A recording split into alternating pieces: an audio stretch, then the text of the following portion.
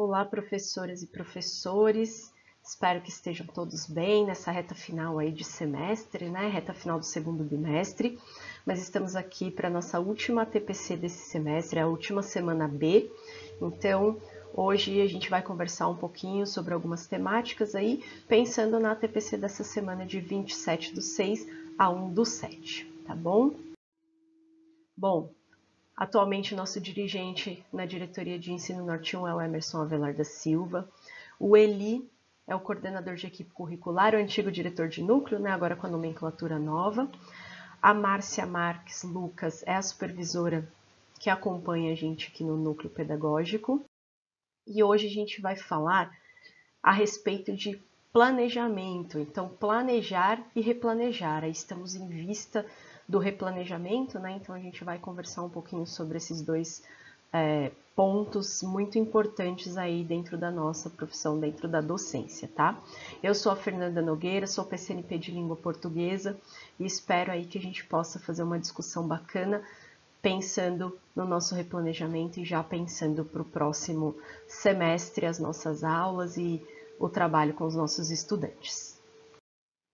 Bom, para começar, para a gente começar a falar em planejamento, replanejamento, eu trouxe aqui para vocês a definição do verbo planejar, que é um verbo transitivo direto, né? Então, planejar, o que quer dizer planejar? Isso não é novidade para ninguém, mas a ideia aqui é que a gente possa ir construindo passo a passo desse conceito, né? Então, planejar, de acordo com o dicionário Michaelis aí, é criar ou elaborar um plano, fazer planos para alguma coisa, programar, projetar, ter como intenção. O que a gente pode depender disso, né? O que a gente entende quando a gente pensa em planejar?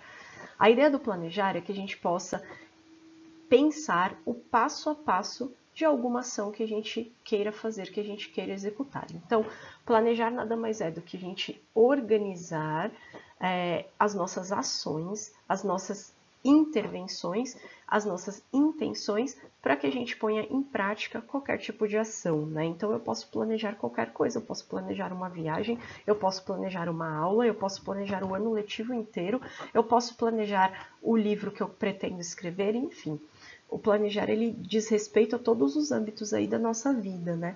E quando a gente traz isso para a nossa realidade de docente, para dentro da nossa profissão, o planejar, ele é algo essencial, porque eu preciso planejar como serão as minhas aulas, eu preciso planejar como será o meu bimestre, como será o meu ano, e a ideia do planejar é que eu possa traçar estratégias que me orientem a alcançar o meu objetivo, certo? E por meio desse planejamento que eu vou poder avaliar depois se deu certo, se não deu certo, onde eu preciso corrigir. Tá? Então aqui já estou até antecipando um pouquinho do que a gente vai falar mais para frente, mas a ideia é essa. Então, trazer esse planejar, esse sentido do planejar, exatamente a definição desse verbo, para que a gente comece a colocá-lo dentro da docência, dentro do que a gente faz aí no nosso dia a dia profissional. Bom, quando eu penso em planejar, então, a ideia é que a gente tenha algumas questões que possam nos nortear e que possam também servir de base para que a gente pense esse ato em si de planejar. Então, quando eu planejo uma aula, isso já dentro do nosso trabalho, dentro da docência, quando eu planejo uma aula, eu tenho que ter em mente o porquê que eu estou ensinando determinado conteúdo ou porquê que eu vou trabalhar determinada habilidade com o meu estudante, certo? Então, vou dar um exemplo da minha área. Eu sou de língua portuguesa, dou aula, por exemplo, para o 9º ano. Então, eu decido dar aula de orações subordinadas. Por quê que eu decidi ensinar esse certo conteúdo? Então, dentro do meu planejamento, é importante que eu saiba por que estou ensinando aquilo, certo? Qual o resultado que eu espero? Qual o resultado que a gente espera deste objeto que nós decidimos trabalhar naquela aula? Então, se eu decidir trabalhar a oração subordinada, o que eu espero disso? Qual o resultado esperado por mim?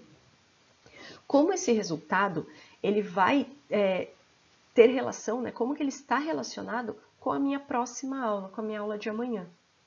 Então, percebam que quando a gente pensa em planejar uma aula, quando a gente está falando em planejamento, é muito claro que a gente precisa planejar sim a aula do dia de hoje, mas a gente precisa ter ideia do nosso percurso formativo durante o bimestre, durante o ano, certo? Então, enquanto docentes, é muito importante que a gente tenha clareza nisso.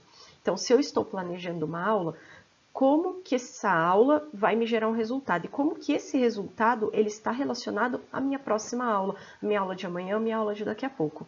E para além disso, como que esse resultado que eu espero, ele está relacionado com o que o meu estudante precisa saber para continuar na vida acadêmica dele.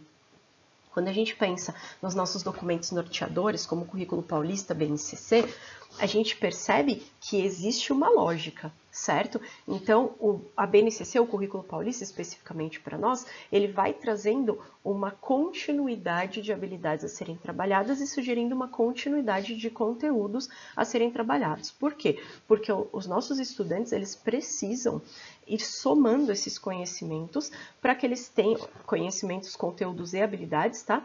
Para que eles tenham aí aptidões e para que eles sejam capazes de seguir na vida acadêmica. Então, quando a gente fala em escolarização, de uma forma geral, a gente está pensando em auxiliar o nosso estudante para que ele construa aí o percurso acadêmico dele. Então, ele vai aprendendo conteúdos a conteúdos, ele vai desenvolvendo habilidades a habilidades e ele vai somando no final de cada ciclo, no final de cada etapa, conjuntos de habilidades, conjuntos de conteúdos que ele domina e para isso utiliza-se disso para que ele siga na vida acadêmica. Então, o que eu estou dizendo aqui? Se eu tenho aula com sexto ano, eu vou trabalhar algumas habilidades e conteúdos específicos de sexto ano que serão pré-requisitos para que ele esteja no sétimo.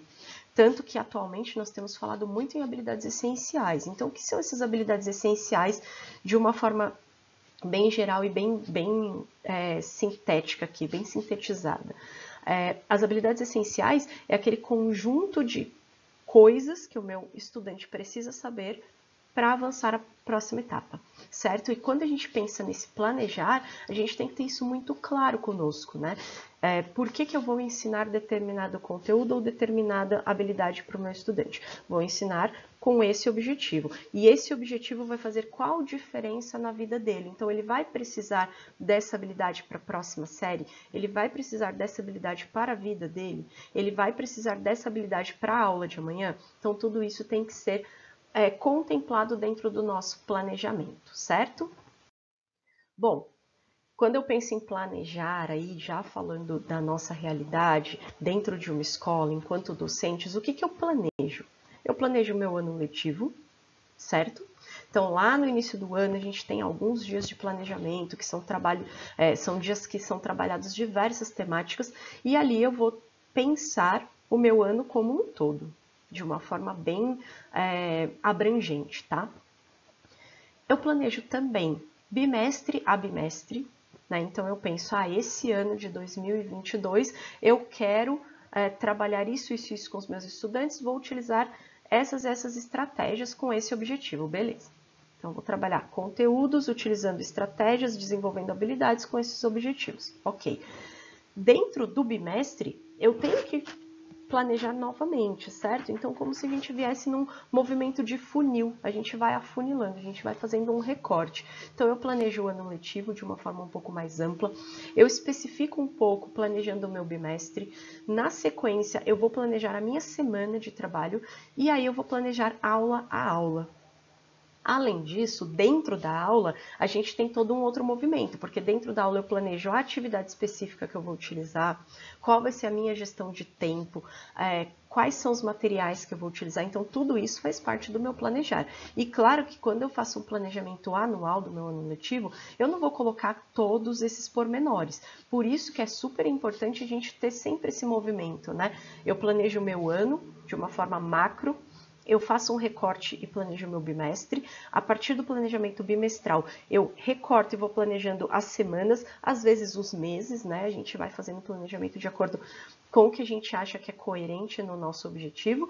E, principalmente, eu vou fazer o planejamento de cada uma das minhas aulas, tá? Então, é bastante importante a gente ter isso em mente e a gente seguir esse planejamento dessa forma, a ir recortando, né, cada um dos momentos para que esse planejamento ele de fato atenda o que a gente pretende aí com as nossas aulas. Bom, quando eu penso em planejar, né, eu penso sempre nesses 3 pontos, que são 3 eixos aí do planejamento, que é a realidade, a finalidade e o plano de ação. Então, a realidade é a realidade que eu tenho. Então, atualmente, por exemplo, leciono língua portuguesa no 9º ano, essa é a minha realidade, eu tenho que levar em consideração isso. Finalidade, o que eu pretendo, qual que é o meu objetivo, certo? Enquanto professora de um 9º ano de língua portuguesa.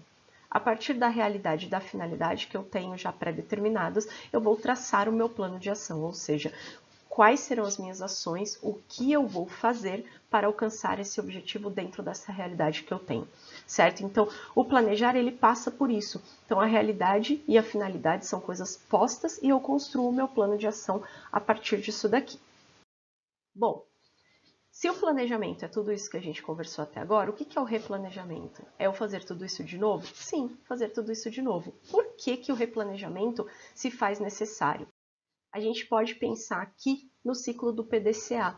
Então, isso também não é novo para ninguém, a gente escuta bastante falar em PDCA ultimamente, né? O pessoal das PEIs aí trabalha o ciclo do PDCA o tempo todo. Então, qual que é a ideia, né? O PDCA, ele parte do planejar. Depois que eu planejei, eu executo aquilo que foi planejado. Executei o que foi planejado, eu vou avaliar os resultados, eu vou fazer o balanço, o que deu certo, o que deu errado. A partir disso, eu vou agir, ou seja, eu vou replanejar. Nesse momento, agora que nós estamos no meio do ano, encerrando o nosso 2º bimestre, encerrando a primeira metade do nosso ano letivo, a gente está exatamente nesse momento do ACT, exatamente no momento do replanejar. Talvez até um pouquinho antes, talvez até no momento do check, né, que seria o checar, seria o avaliar. Então, qual que é a ideia agora? A gente vai ter aí alguns dias de replanejamento na próxima semana, e a ideia é que a gente possa, de fato, fazer um balanço. Como foi o meu ano letivo até agora? Dentro dos meus objetivos, né? Dentro daquilo que eu tinha como objetivo alcançar. O que eu alcancei? O que falta? Eu evolui bem? Eu não evolui bem? Eu preciso replanejar o quê? Como que eu vou replanejar? Tenho que mudar minha estratégia? Tenho que mudar o material? Então, tudo isso tem que ser feito nesse momento. Então, a ideia, né, é que a gente possa utilizar esse momento de replanejamento para pensar novas estratégias e para que a gente consiga, de alguma forma, alcançar aqueles objetivos propostos no início do ano. E para além dos objetivos que foram propostos por nós no início do ano, a gente também precisa pensar assim: eu tinha 5 objetivos no início desse ano que eu pretendia alcançar. Será que eles ainda estão válidos? Será que hoje, depois de um semestre trabalhado, esses meus objetivos que eu tracei lá no início do ano, eles ainda fazem sentido? Então, agora é o momento para que a gente possa avaliar tudo isso, né? E só para estender um pouquinho mais essa questão do ciclo do PDCA, é bacana a gente pensar que a gente aplica, ou pelo menos deveríamos aplicar, esse ciclo do PDCA em cada uma das nossas aulas, né? Como a gente falou um pouquinho anteriormente, eu planejo o ano, eu planejo o bimestre, eu planejo a semana e eu planejo a aula. Quando eu planejo o ano, eu vou fazer o meu ciclo do PDCA agora ou no final de cada bimestre. Quando eu planejo o meu bimestre, eu tenho que fazer esse ciclo um pouquinho antes, porque não adianta eu avaliar os resultados só lá no final do ano, porque se eu for avaliar os resultados no final do ano, eu não tenho tempo de corrigir os rumos, né? Isso parece uma linguagem bastante do MMR, mas isso é uma realidade na nossa vida, principalmente dentro do nosso trabalho, né? Se eu não avaliar como está sendo a minha aula para o meu estudante, eu não tenho tempo de corrigir. Se o estudante não avaliar como está sendo a construção de conhecimento dele, ele não tem tempo de se corrigir. Então, é muito importante que a gente faça esse processo, né? Então, a gente planejou, ok, coloquei em ação. O que deu certo, o que deu errado. Então, eu vou corrigir o que deu errado, o que deu certo, a gente está no rumo correto e continua, certo? Bom, o que o planejamento, né, e o replanejamento, eles trazem para nós agora, nesse momento, né? Eles estão aí intrinsecamente presentes numa coisinha chamada gestão de sala de aula. E, novamente, né, eu vou trazer isso de novo porque eu acho que é bastante importante a gente frisar que nós estamos num momento de avaliar o que foi feito, de pensar o que nós fizemos até agora, de repensar e de replanejar a nossa vida aí para o próximo semestre. Então é um momento bastante importante. E falar de gestão de sala de aula agora se faz mais importante ainda, tendo em vista que nós tivemos um semestre bastante difícil nas escolas. A gente sabe, todos nós que estamos nas escolas, nós temos isso muito claro. Foi muito difícil por diversas questões. Nós estamos vindo de um momento pandêmico que foi bastante rigoroso conosco. Então, a gente sabe que esse primeiro semestre ele foi um semestre de muitos desafios. E esse replanejamento agora é o momento da gente pensar a questão da gestão de sala de aula, né? E aí, pensando na gestão de sala de aula, a revista Nova Escola, ela traz uns questionamentos bastante importantes, né, da gente refletir. Então, como que você se sente na hora que você entra na sua sala de aula, que você chega para dar sua aula? Você está sempre confiante? Você está sempre apreensivo? Ora você está confiante, ora você está apreensivo? Como que é essa sensação enquanto docente? Eu chego para dar minha aula, qual que é o sentimento que eu tenho? Por que eu estou trazendo isso para vocês? Porque o planejamento ele é extremamente importante para a gestão de sala de aula. Ou seja, numa maioria das vezes, a gente não pode generalizar, não gosto de generalizar nada, mas na maioria das vezes, se eu me sinto apreensiva ou insegura para entrar na minha sala de aula, provavelmente tem alguma questão que envolve o meu planejamento. Talvez eu não esteja bem preparada, talvez eu não tenha planejado a aula. Então, a nossa segurança para a aula depende um pouco do planejamento prévio. Depende bastante do planejamento prévio. Então, o planejamento e o replanejamento, ele tem tudo a ver com a nossa gestão de sala de aula. Mas, às vezes, eu estou segura, estou confiante para entrar em sala de aula, tenho minha aula planejada, está tudo bonitinho, tudo redondinho. Eu chego na minha sala para colocar minha aula em prática e, de repente, meu estudante não entende o que é para ele fazer naquela tarefa que eu propus. E aí? Ou eu tenho um outro problema com gestão de tempo. Então, eu propus uma tarefa que eu achei que o meu estudante ia fazer em 15 minutos e ele levou 25. E aí? Então, a ideia do planejar e replanejar, eles estão aí bem vivos na questão da gestão de sala de aula, né? E eles acontecem o tempo todo. Então, eu planejei, eu fui colocar em prática a minha aula, de repente eu precisei replanejar, precisei adaptar. É importante? É sempre importante que a gente pense isso sim, a gente vai fazer adaptações. Claro, né, gente, que também é bacana que a gente não deixe nosso planejamento de lado. Então, de repente, eu planejei uma aula para hoje, mas eu cheguei na escola, teve uma briga, não consegui aplicar a aula que eu planejei. Acabei trabalhando aquele contexto da briga, acabei resolvendo aquele conflito. Tudo bem? Tudo bem. Aí no dia seguinte eu chego na escola com a minha aula planejada, entro na minha sala de aula e aí um aluno caiu e quebrou um pé, então eu parei a aula novamente. Isso também não pode acontecer. A gente precisa pensar a nossa gestão de sala de aula e colocar o nosso planejamento em prática, né? Então, se eu planejei minha aula precisa acontecer. Claro que tem situações e situações. Às vezes, a demanda do momento, ela faz com que eu não trabalhe aquela aula naquele momento. Mas é importante que a gente tenha sempre em mente que o nosso planejamento ele precisa acontecer. E para isso, a gente vai aprendendo e vai replanejando aí no decorrer do caminho. Então, eu planejei a aula de hoje, eu vi que não deu muito certo alguma coisa, eu vou melhorar para a próxima, eu vou adaptar, eu vou fazer diferente, e assim a gente vai construindo o nosso planejamento, né? No final do ano a gente já tá craque, tudo que tá planejado já sai assim da melhor forma possível, mas é muito importante a gente sempre pensar que esse planejamento, ele inclusive é uma segurança no momento da nossa aula, e ele auxilia e ele é essencial para a nossa gestão de sala de aula. Quando eu falo em gestão de sala de aula, a gente não está discutindo aqui a capacidade do docente de fazer qualquer coisa ou a capacidade do docente de trabalhar com aquela turma, muito pelo contrário.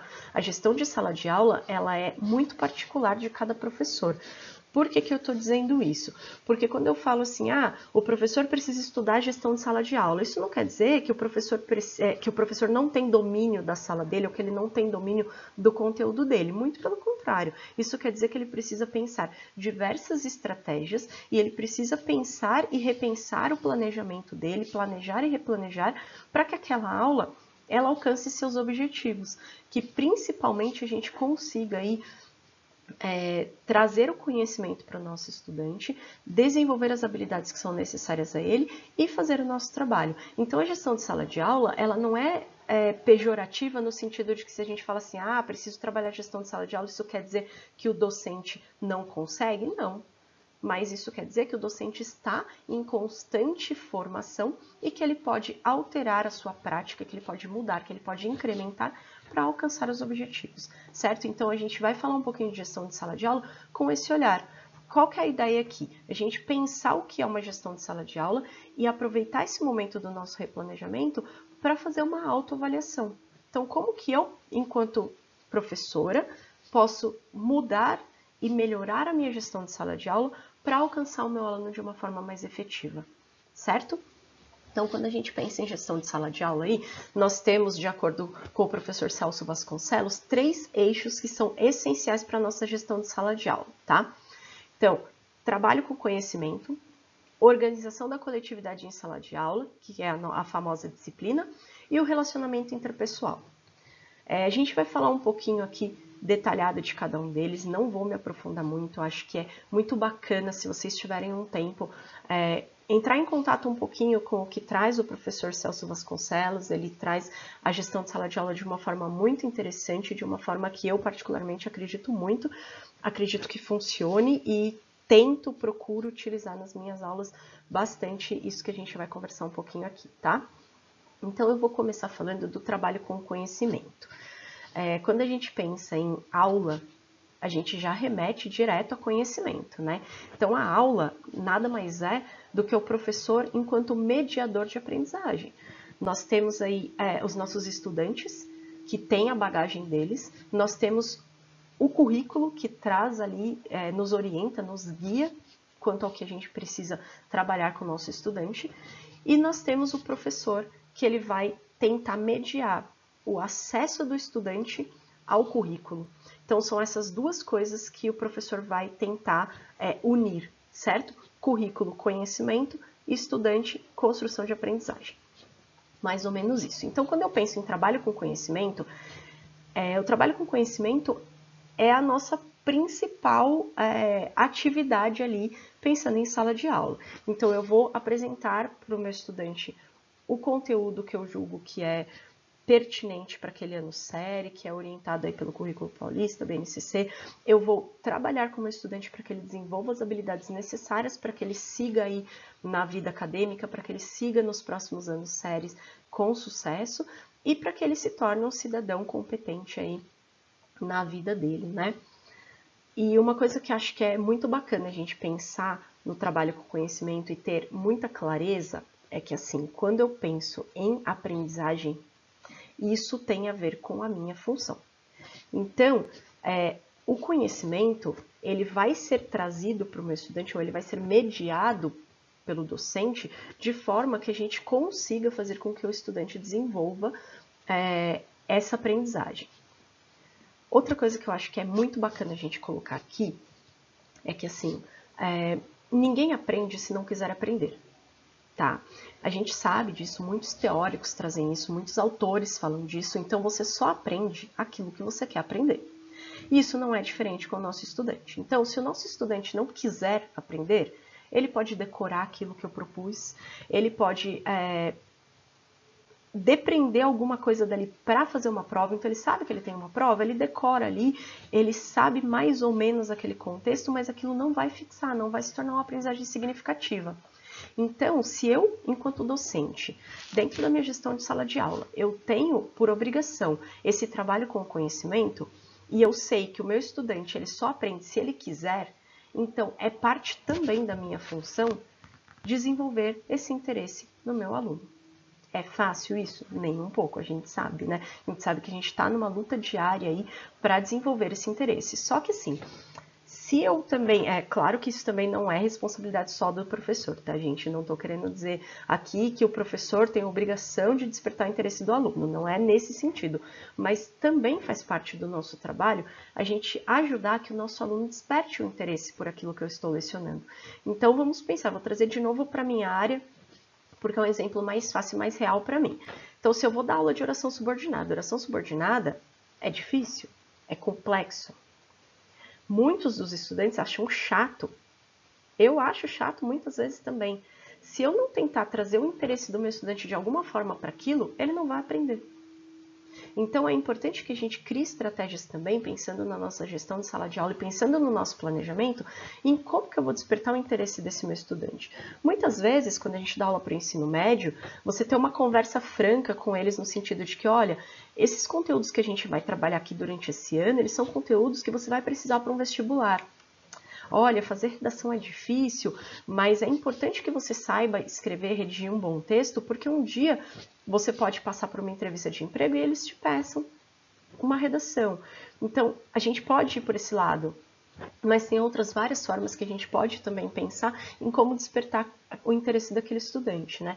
Principalmente quando a gente fala de algumas disciplinas que tem trabalhos um pouco mais práticos, né? Por exemplo, se a gente pegar a disciplina de química, que dá para você experienciar, biologia, que dá para você experienciar de uma forma um pouco mais prática, às vezes esse é um caminho para a gente despertar o interesse do nosso estudante, tá?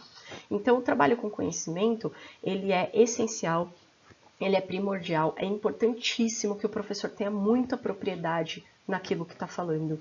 Então, quando eu vou preparar uma aula, muitas vezes eu estudei aquilo na faculdade, mas eu estou longe daquele conteúdo há um tempo. Ou, por exemplo, eu costumo sempre pegar todo ano, eu pego sexto ano, esse ano eu peguei nono. A gente vai precisar estudar, a gente vai precisar, dentro do nosso planejamento, principalmente no planejamento de aula, entrar em contato com esse conhecimento, pensar em como a gente vai trazer o nosso aluno para que ele construa esse conhecimento da melhor forma possível, tá? Então, dentro da gestão de sala de aula, o trabalho com conhecimento, ele é um dos eixos e é essencial. Bom, o segundo eixo que a gente vai falar um pouquinho é a questão da organização da coletividade em sala de aula, ou seja, da disciplina. A gente sabe que se a gente não tiver essa coletividade organizada, fica muito, extremamente difícil a gente conseguir dar aula, né? Na maioria das vezes, a gente acaba pensando e até verbalizando assim, nossa, eu não consigo dar aula naquela turma, ou aquela turma é impossível, porque é muita indisciplina, então não tenho conseguido, não dá certo, eles não aprendem. Então, a disciplina, ela tem sido um entrave para nós, e quem está em sala de aula esse ano tem sentido bastante os nossos estudantes indisciplinados, mas principalmente sem rotina, né? E isso tem sido um desafio para nós dentro de sala de aula. Então, quando a gente pensa em organização da coletividade em sala de aula, quando a gente pensa em disciplina, é importante que a gente pense que se eu não tiver uma relação direta com o meu estudante, vai ser muito difícil eu conseguir controlar a indisciplina. O que eu quero dizer com isso? Vamos supor que eu comecei o ano agora, então nós estamos aqui em janeiro falando num planejamento que a gente vai iniciar o ano de 2022. E eu entro a primeira semana na minha sala de aula e eu percebo que eu tenho um estudante que destoa do restante. Porque quando a gente começa o ano, geralmente é assim, a gente tem um ou dois que são mais falantes, que são um pouco mais indisciplinados, e o restante é um pouco mais tranquilo, a gente consegue lidar de uma forma um pouco mais tranquila. Se eu não estabelecer uma relação direta com esses dois estudantes, um ou dois estudantes, um pequeno grupo, e deixar claro para eles que aquele momento não é para isso, esses dois estudantes do início do ano, lá de fevereiro, no final de fevereiro eles já serão 5. No meio de março eles serão 10. No final de abril eles são 30. E aí eu entro naquela história de falar, nossa, aquela sala é impossível. E aí eu penso assim, não, eu preciso de ajuda da coordenação, da vice-direção ou da direção da escola. E aí a direção da escola me fala assim, tá, professor, mas qual que é o problema? Qual a dificuldade? Quem que é o aluno? Não, são todos. Se são todos, é porque a gente já passou por um processo desse grupo ir crescendo, né? Então, sugestão e uma dica aqui, que inclusive é fala do professor Celso Vasconcelos também, é da gente tentar ter essa relação mais próxima com o nosso estudante. Então eu percebo que a gente está com alguma questão difícil ali na organização da coletividade, eu parar a minha aula e eu ter uma conversa com os meus estudantes. De uma forma coletiva, às vezes de uma forma individual, chamar um estudante de canto, conversar com ele, e não é conversar com ele na frente da sala, é conversar diretamente com ele, é entender qual que é aquele processo, por que que aquilo está acontecendo. Muitas vezes funciona, não é 100%, claro, mas é um caminho, é uma tentativa para que a gente puxe esse estudante, chame ele para o nosso lado, para que ele entenda qual é o nosso papel ali e principalmente para que ele entenda qual que é o papel dele ali. E para que ele sinta que você, enquanto professor, você sabe quem é ele, você está preocupado com ele, você pretende ali que ele aprenda, que ele evolua. Então é muito importante a gente pensar isso, tá? Outra coisa que o professor Celso Vasconcelos traz que também é muito bacana a gente pensar dentro da disciplina, né? É que nós temos aí, basicamente dentro das escolas, 2 pontos quando a gente fala em disciplina. A gente tem o autoritarismo, então a gente tem aquela coisa extremamente autoritária, pensando em punição, ou a gente tem o outro lado que acaba sendo um pouquinho frouxo, né? Um pouquinho pega leve demais, passa a mão na cabeça. E aí existe, o Piaget traz uma questão que chama sanção por reciprocidade. E a sanção por reciprocidade ela é bem bacana de a gente pensar quando a gente olha para a disciplina. O que seria essa sanção por reciprocidade, né? Se o meu estudante ele fez alguma coisa que não condiz com aquele momento, ele precisa ser responsabilizado por aquilo e ele precisa consertar aquilo de alguma forma. Então, por exemplo, vamos supor que o meu estudante ele falou um palavrão e xingou um outro colega dentro da sala de aula. Não é uma atitude bacana, não é uma atitude legal, é uma indisciplina. Então, de alguma forma, eu preciso fazer com que esse estudante entenda que o que ele fez não foi legal, não está certo, e que ele se desculpe com quem ele ofendeu. E que ele se desculpe porque é importante que ele não ofenda as pessoas e que ele entenda isso. Não é aquela coisa de, olha, você vai pedir desculpa porque eu quero, e não. Você precisa mostrar para aquela pessoa que você se arrependeu disso que você fez porque não é uma coisa bacana. Então aqui eu estou dando um exemplo, né, bem raso, mas a ideia da sanção por reciprocidade é que a gente consiga mostrar para o estudante que ele não foi correto naquilo que ele fez, que aquilo não cabe naquele momento ou que aquilo não cabe numa sociedade e que ele precisa consertar aquilo de alguma forma.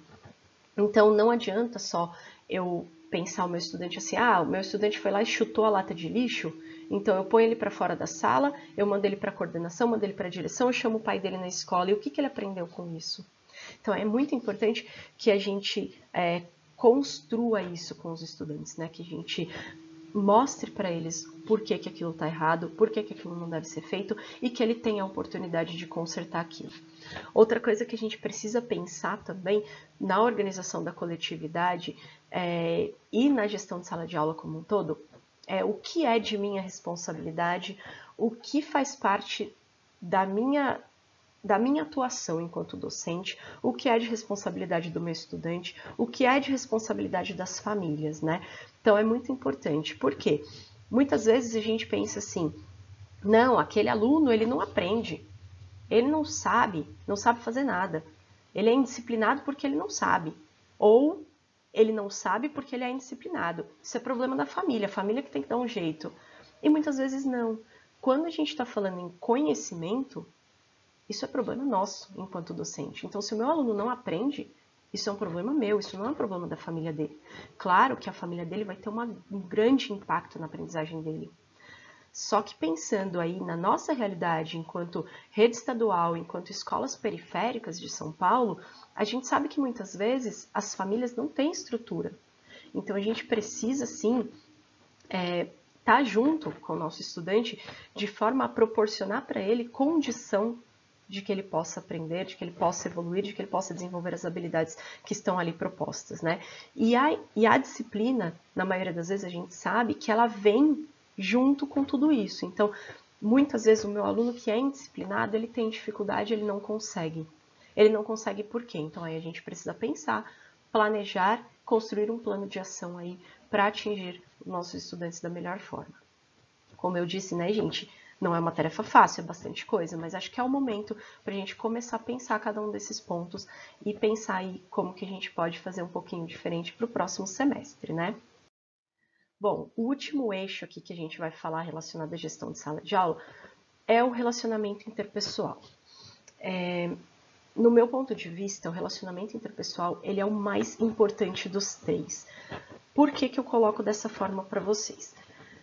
Se a gente entra numa sala de aula sem olhar nosso aluno no olho, sem saber quem é o nosso estudante, sem entender minimamente as particularidades daquele estudante, onde ele vive, qual comunidade que ele vive, se ele tem pais vivos, se ele não tem, se ele é criado pela avó, como é que funciona a vida dele, e minimamente, eu não estou falando aqui para a gente conhecer profundamente a realidade do nosso estudante, até porque principalmente quem é aí dos anos finais de ensino médio, às vezes tem muitas turmas, não dá conta, são muitos estudantes, a gente não consegue conhecer profundamente, mas minimamente a gente consegue conhecer, a gente consegue ter uma relação com o nosso estudante, né? E isso é muito importante porque o nosso estudante ele se sente como uma pessoa que ele é peça fundamental na aprendizagem. Ele que vai aprender, ele é o sujeito, ele é o protagonista de tudo isso, né?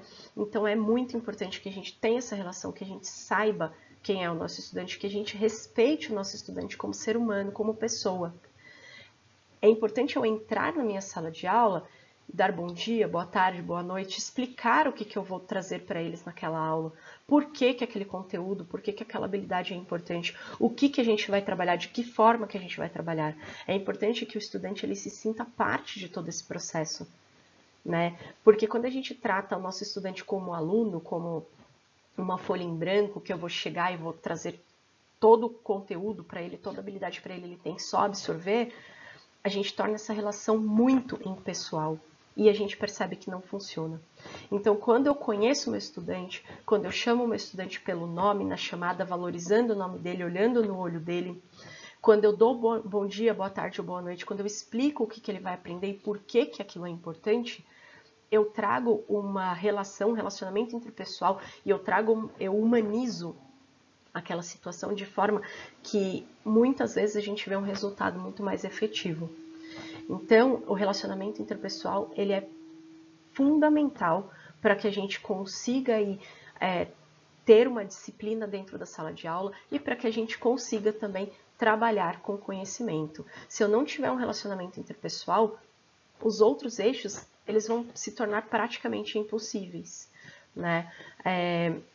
Quando eu penso em organização aí da coletividade também de sala de aula, eu preciso desse relacionamento interpessoal para que eu consiga manter a minha sala organizada minimamente. Então, eu preciso desse olho no olho com o meu estudante. Eu tenho aquele estudante que não está afim naquele dia, que ele está atrapalhando a aula, eu vou parar com ele e falar, fulano, vem cá, o que está acontecendo? Você está bem? Ou vamos lá, isso é importante, tal. Do mesmo jeito que, como eu disse anteriormente, às vezes a demanda do dia não é aquela, às vezes aconteceu alguma coisa muito radical no nosso contexto escolar ou na nossa realidade, que a gente também precisa parar um pouquinho o nosso trabalho com conteúdo, com conhecimento e trazer outras habilidades e trazer outro trabalho aí para o nosso estudante também. Então, percebam que os três eixos eles estão intrinsecamente relacionados aí dentro da gestão de sala de aula e o relacionamento interpessoal ele passa pelo trabalho com conhecimento, ele passa pela organização da coletividade também. Se eu tiver um bom relacionamento interpessoal com o meu estudante, se eu conseguir construir esse relacionamento de uma forma bacana, a chance de eu ter um sucesso aí no meu planejamento e na minha gestão de sala de aula é muito grande.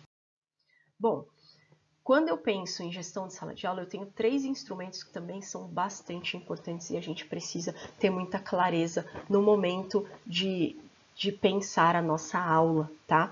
Então, o planejamento é um dos instrumentos, dificilmente eu vou ter uma boa gestão de sala de aula se eu não tiver um planejamento bem feito.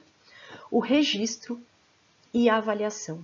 Então, eu preciso planejar, eu preciso registrar o que foi feito, o que está sendo feito, como está sendo feito, e eu preciso avaliar para entender se está dando certo, se não está dando certo, e para poder replanejar também em outro momento, certo? E aí, parando um pouquinho de especificidades da gestão de sala de aula, mas não deixando de falar de gestão ainda, a gente vai pensar um pouquinho a questão da prática docente, né?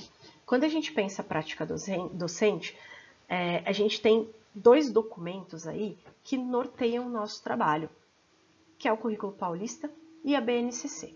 Então, esses 2 documentos, eles vão orientar o trabalho do professor, orientar o trabalho do docente. E dentro da BNCC, assim como no Currículo Paulista, nós temos as competências socioemocionais. Por que eu frisei e coloquei aí em destaque as competências socioemocionais?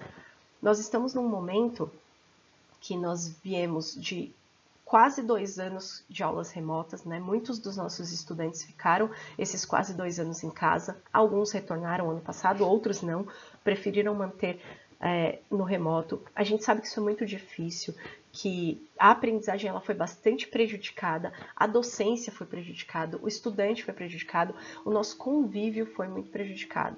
Então, nós chegamos na escola esse ano de 2022, quando eu digo nós, eu digo todos nós, estudantes, docentes, equipes escolares, todos os funcionários, todo mundo chegou bastante fragilizado. Muitas pessoas perderam muitos entes queridos, amigos, enfim. E nós chegamos também, todos nós, um pouco sem rotina, um pouco sem saber como. Né? Então, depois desses quase 2 anos em casa, como que eu retomo, como que vai ser? E isso principalmente o nosso estudante. Então, a gente percebe hoje que os nossos alunos, eles estão se colocando nos momentos errados, eles estão colocando prioridade em coisas que de repente não são prioridades. E é também nosso papel trabalhar as competências socioemocionais aula a aula.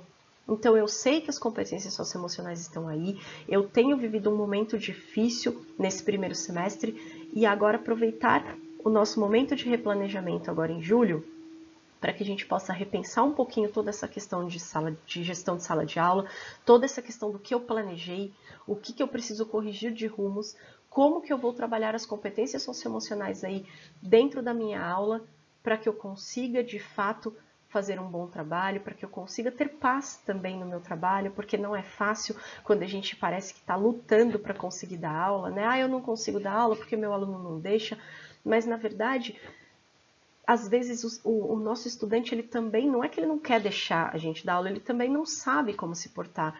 E isso passa um pouquinho pelas competências socioemocionais. Então, fica aqui a nossa sugestão de que vocês repensem um pouquinho essas questões de planejamento, de gestão de sala de aula, de competências socioemocionais nesse momento de replanejamento e para que a gente consiga aí no nosso segundo semestre trabalhar de uma forma a viabilizar que o nosso estudante desenvolva as habilidades essenciais, que ele desenvolva as habilidades previstas e que principalmente ele possa desenvolver as competências socioemocionais. A ideia era conversar um pouquinho sobre isso com vocês. Já vou aproveitar aqui para desejar boas férias a todos os docentes, que vocês descansem, que vocês consigam voltar revigorados, porque a gente já tem aí um segundo semestre que vai ser bastante cheio também, cheio de desafios, cheio de trabalho, e é importante que a gente tenha esse momento de descanso merecido. Muito obrigada a todos e qualquer coisa estou à disposição lá no Núcleo Pedagógico.